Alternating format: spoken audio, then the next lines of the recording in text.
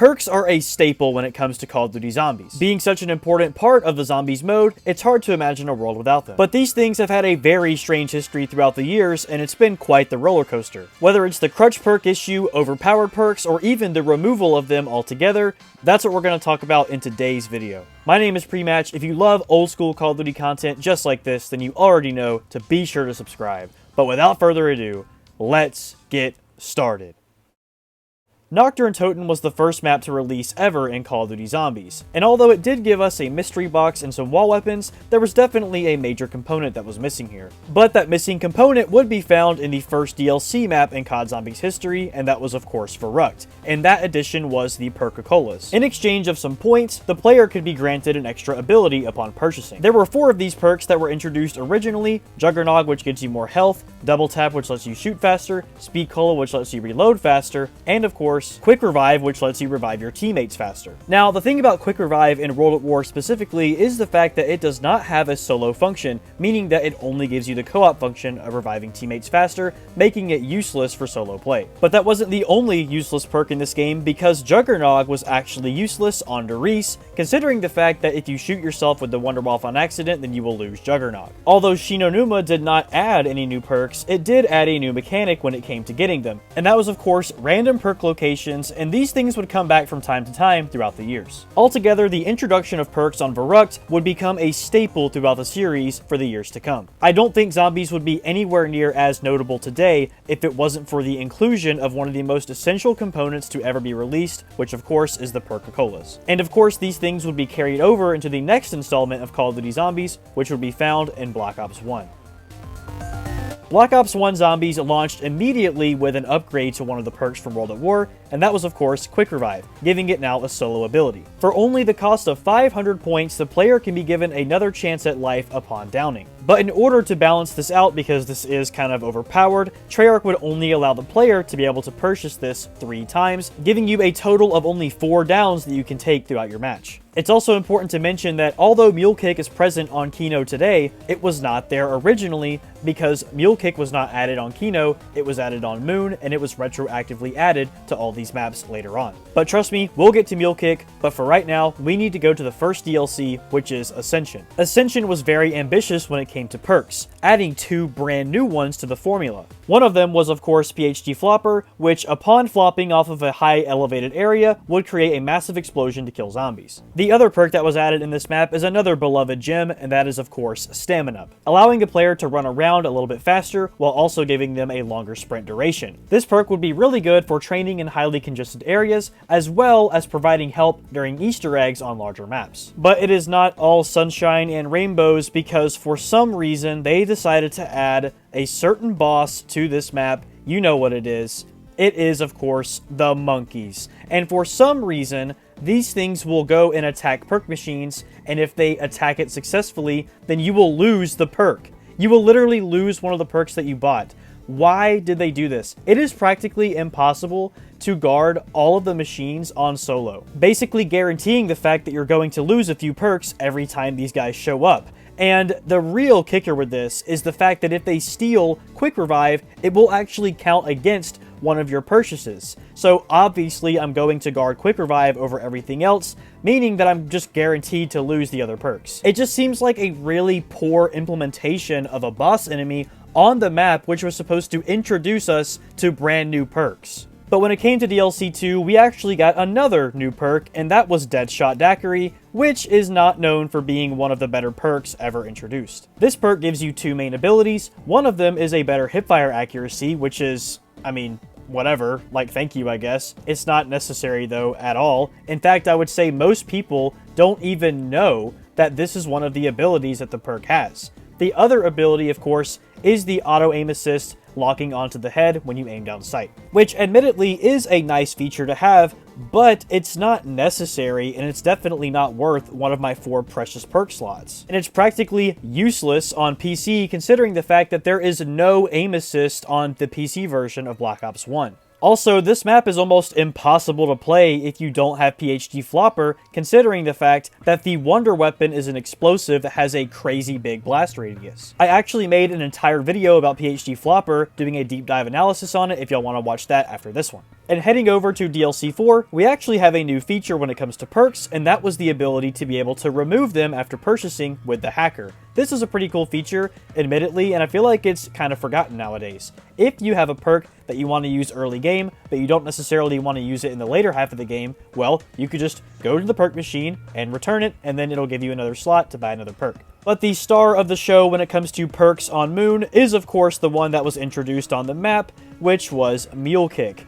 Now, this perk is a controversial one to say the least, considering the fact that it is 4,000 points, by the way. You take on a lot of risk, because if you go down, you will actually lose the third weapon slot that you gain after purchasing. You can really dump a lot of money into a third weapon slot after hitting the box however many times and pack-a-punching that weapon, buying ammo, just for you to randomly go down and lose all of that investment. And by the way, the original version of Mule Kick, there was no way to get that weapon back. Remember when I said that Mule Kick was retroactively added back to all the other maps before it? Well, I mean every single map, including the World at War maps, meaning that if you go back to play Nocturne Toten on Black Ops 1, the only perk on that map is Mule Kick. And it makes me wonder, why did they not retroactively add all the perks back to the old maps? Could you imagine Keynote or Toten in 5 with perks like PhD and Stamina Up? Well, unfortunately, it's never going to happen because Mule Kick was the only one to do this for some reason. But going over to Black Ops 2 Zombies, this is where things get really, really weird. Black Ops 2 Zombies launched with the largest zombies map to date, which was Transit. But for it being so innovative, it really didn't innovate too well when it came to perks. In fact, the new perk that was added to the map is more so known for its jingle than the actual effect of the perk itself. Rest in pieces, down for the count. This perk was only on 2 maps in Black Ops 2 Zombies, which were Town and Transit. However, it was basically useless on Transit, considering the fact that the map is so ginormous that if you go down in one area and you spawn back at another one, you basically just lost your tombstone. You won't be able to get it back in time before it disappears. What do I mean by that? Well, basically, when you use this perk, it only works if you go down. Once you go down, you will have the ability to force bleed yourself out, meaning that you will spawn back in the next round. And then you can simply pick up your tombstone, and you'll have all your weapons and all of your perks that you had originally before you went down. But this feature really was only good on Town and not Transit, because Town is a much smaller map, but to be honest, this perk is way more known for the 6 perk glitch than anything. But that wasn't the only perk innovation when it came to Transit, and that's because we actually had an upgrade of a World at War perk, which was Double Tap. This is now Double Tap 2.0, which is significantly better than the original Double Tap. What this perk does is it basically shoots 2 bullets for every one that you fire, effectively giving you double damage. And it also kept the faster fire rate that was present with the original perk. This perk was very, very strong to say the least, and it basically became the 3rd perk that you would always buy throughout your game, cementing itself right next to the top perks, which were of course Juggernog and Quick Revive. Nuketown did not add any new perks, but it did add a pretty unique mechanic when it came to getting them. Technically, these are random perk spawns, but what makes this map unique is the fact that these perks will randomly fall out of the sky anywhere between rounds 1 and 25, depending on how many players you have in your game. This is one of the main features that separates this survival map from Town, which is another map that is very similar. If this feature did not exist, then the maps would basically both be the same. But with the launch of DLC 1, we actually did get a new perk, and that was Who's Who. However, this perk, just like Tombstone, would only activate upon downing, making it another topic of controversy when it comes to perks in Black Ops 2. Basically, what this perk does is whenever you go down, you will be spawned back in with a different body, and you're going to have a chance to revive yourself on the ground. But you are only given a 1911 pistol to work with, so on a map like this where it's very tight and close quartered, as you can see, I barely got this revive off. This perk, although it's not as bad as a perk like Tombstone, it's definitely still not great. Perks like this raise the question of, why would you run something that would help you after you're down instead of running something that would prevent you from downing in the first place? It's important to mention that if you have Quick Revive and Who's Who at the same time, and you don't revive yourself before you bleed out, or you fall off the map, then it will simply spawn you back in the spawn room with nothing, basically giving you a restart, but this time you could be on round 50, so good luck. Going over to Mob of the Dead, this map actually introduced a perk that was well received, and that was Electric Cherry. One fact about Mob of the Dead specifically is that this is the only map to date in Zombies where there is an actual Electric Cherry machine that you can buy the perk from. This perk will send out an electric blast around your body upon reloading, and the more empty your magazine is when you reload, the more effective that blast is going to be. In fact, on the earlier rounds, it can actually kill zombies. But typically, it will just stun them and freeze the zombies in place for a bit, and the reason why this perk is so good on this map specifically is the fact that this is a very tight and close quarter map.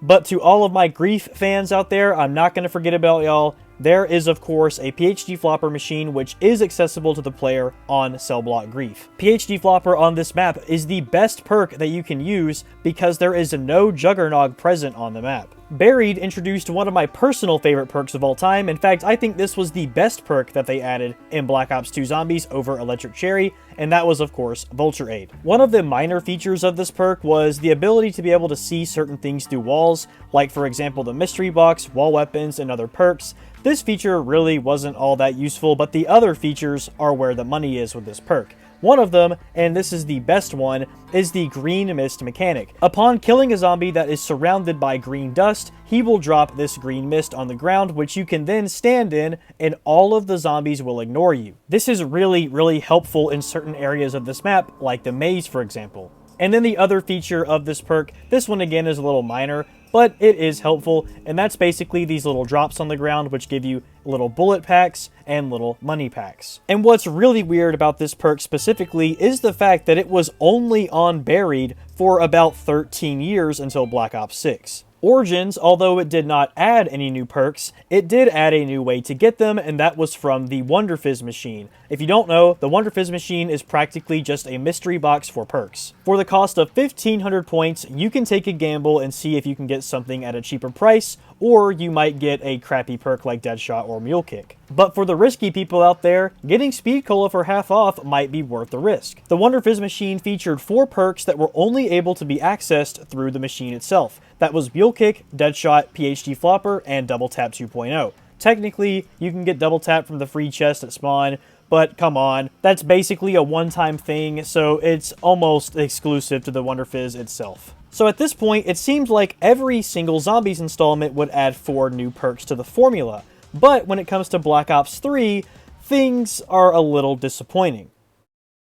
Black Ops 3 launched with Shadows of Evil, one of the most beautiful Zombies maps of all time. And one of those things that made this map so beautiful was the new look of certain perk elements. For example, the perk machines themselves now have a new, crisp look, but also the perk icons do as well, having their own unique shaders for this map specifically. But it wasn't just the sight, it was also the sound, because Shadows of Evil has its own exclusive perk jingles, and dare I say that I prefer some of these to the originals. When you need to feel big and strong, reach for Juggernaut tonight.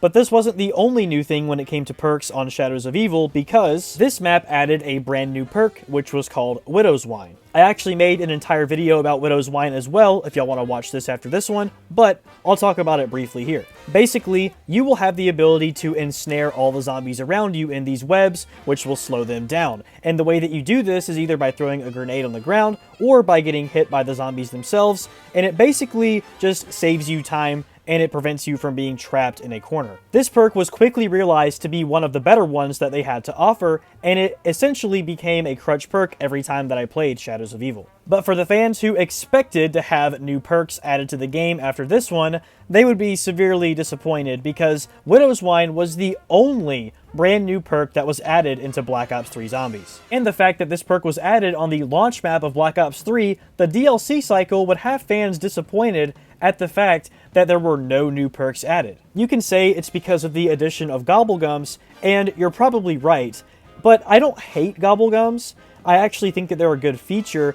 I just wish that there were more perks that were added into the game, rather than those perks being turned into a monetizable product. But before we move on to our next game, I will go over something real quick about the Gobblegums specifically and how they tie in with the perks. Being that there is a 4 perk limit by default, there have been other ways to get more than 4 perks, like for example, Call the Dead where you kill George, or killing the jumping jacks on Die Rise. The addition of certain Gobblegums would allow the player to exceed this 4 perk limit by using them. Now, this in itself isn't necessarily a bad thing, but it does kind of take away from the original in-game quest that the older games had to get more than 4 perks. Because why go through the trouble of completing certain trials if you could just pop an Unquenchable and have another perk slot? And don't even get me started on Gobblegums like Perkaholic and Soda Fountain, which completely break the barrier on all this kind of stuff, and it just gives you another reason to not do any of the trials or challenges to get more perks. Although Black Ops 3 Zombies is typically considered to be the greatest installment ever made,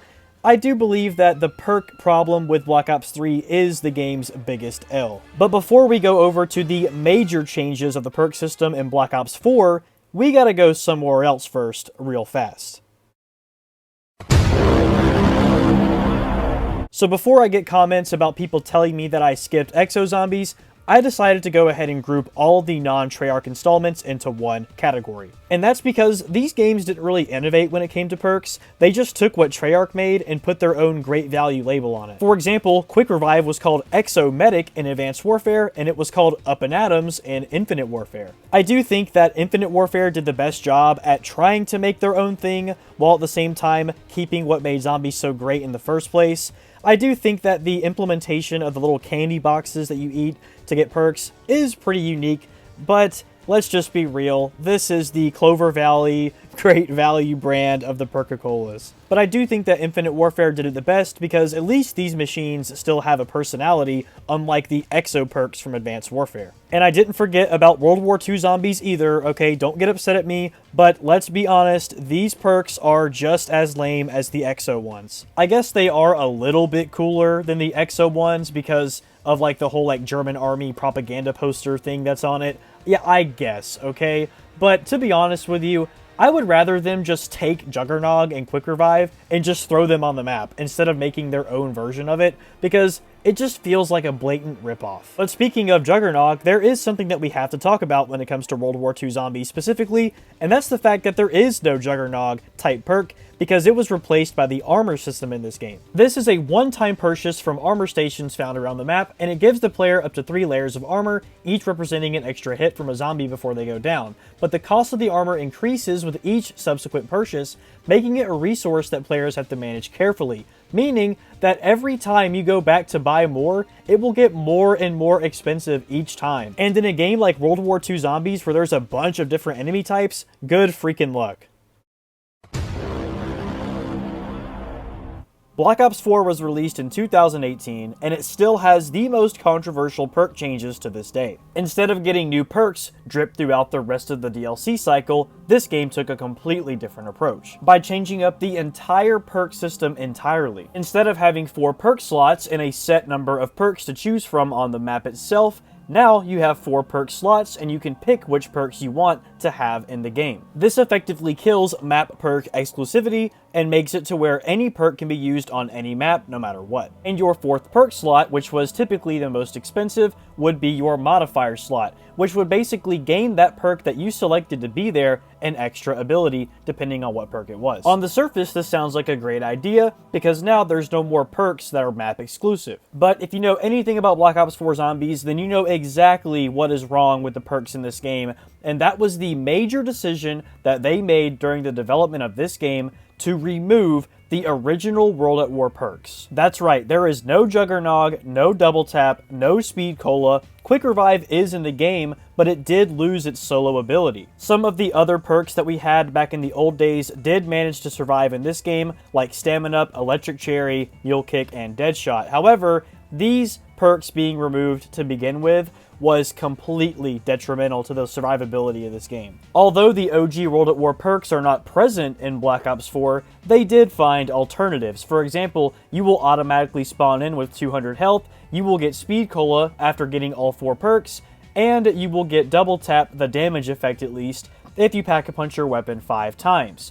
And that's all fine and dandy, but that doesn't really solve the issue. Look at this perk machine that you see right here. Look at how lifeless this thing is. The old perks and their machines and their aura, their atmosphere, everything about them is what made them so special to begin with. Perks in the multiplayer side of Call of Duty also have abilities, but they have no aura behind them. From my understanding, this decision was made because Jason Blundell, the lead developer of Black Ops 4 Zombies, did not like what he called crutch perks, meaning perks like Juggernog and Speed Cola and Double Tap that you would get almost every game anyway. He wanted to make it more diverse, to where you could use different perks instead of just having those every single match. By balancing out the perks and letting the player pick which perks they want in each machine on the map, this was supposed to solve the crutch perk issue. But the major issue is that the perks were not balanced. There were still perks that were definitely much better than the others. Dying Wish, for example, is a perk that literally stops you from dying.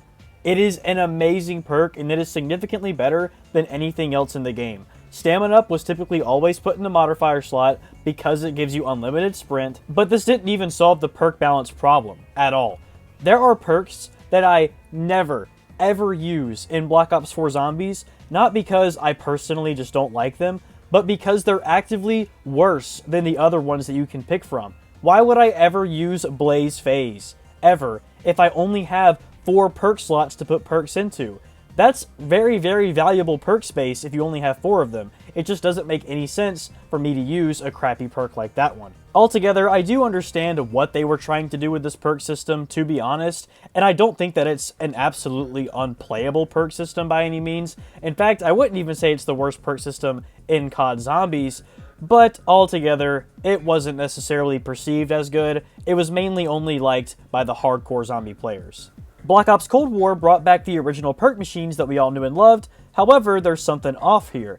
Why is Quick Revive 2,500 points and not 500? Why is Tombstone making a return, but it acts more like Who's Who than the actual Tombstone perk from Black Ops 2? Welcome to the era of modern zombies, where we did have the return of perks that we all knew and loved. However, they work a little bit different, and now there is a point progressive increase every time that you buy another perk. For example, did you notice that the Juggernog that I bought was 3,000 points? Yeah, every time that you buy a new perk, it will increase in price by another 500, making it to where perks do not have their own unique value anymore, but they all have the same starting value at 2,500, and then so on and so on, 500 points more expensive every perk that you buy. Although some perks did see some minor changes by default, the biggest changes that came with the perks abilities would come with the in-menu progression upgrade system that this game had.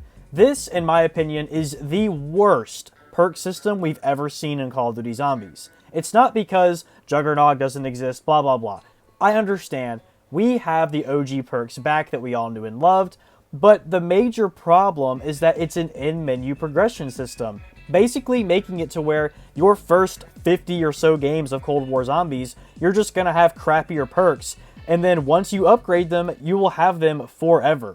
Why not make it an in-game progression system where every time it's a new experience? And I have a bone to pick with the Wonderfizz Machine on Cold War Zombies. First off, just look at it, okay? It looks so stupid now. It lost all of its personality. Not only that, but it's not even random anymore.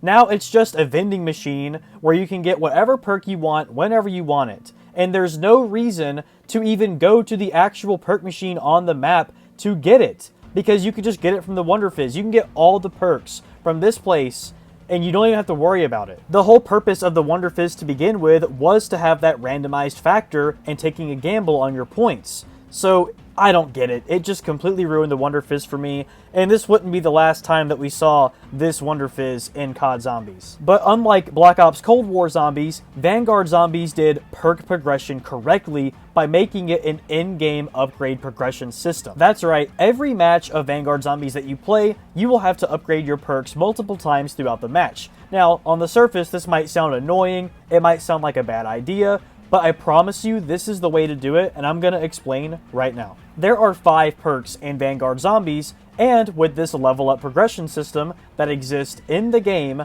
you are able to upgrade perks in whatever order you want. If you don't think you need Speed Cola for that match, then just don't buy it. Instead, just go buy the Juggernog upgrade and get even more health. This is exactly what every single perk upgrade system should be like in Call of Duty Zombies. Cold War Zombies' perk progression system feels very, very dull and boring once you upgrade everything, because there's nothing else to chase after once it's all upgraded. For whatever reason, they seem to prefer the Cold War Zombies menu progression system instead of allowing a player to have a unique experience every single game by upgrading certain perks in whatever order they want. But it's not all sunshine and rainbows, because there is a major flaw here. And to be honest, it has nothing to do with the perks themselves.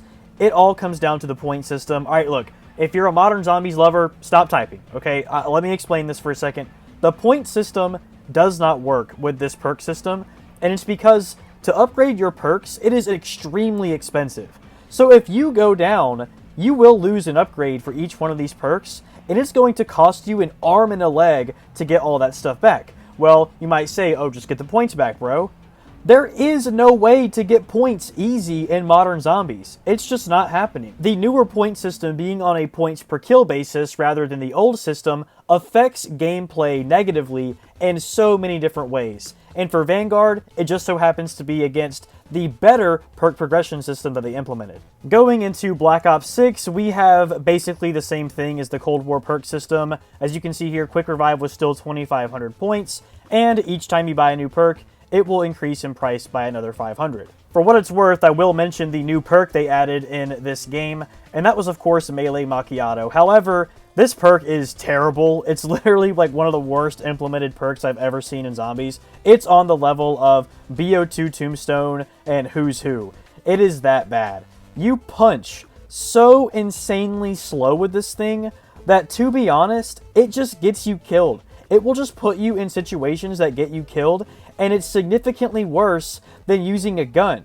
And that's because you get more points for headshots than you do melee kills in Black Ops 6 Zombies, making this perk useless. The only reason this perk has any notoriety whatsoever is from the boat glitch on Terminus. They did bring back the Wonderfizz in Black Ops 6 Zombies, but it's exactly like the Cold War one. I've already said my opinions on this. I don't like it. I think it completely ruins what the Wonderfizz was supposed to be in the first place.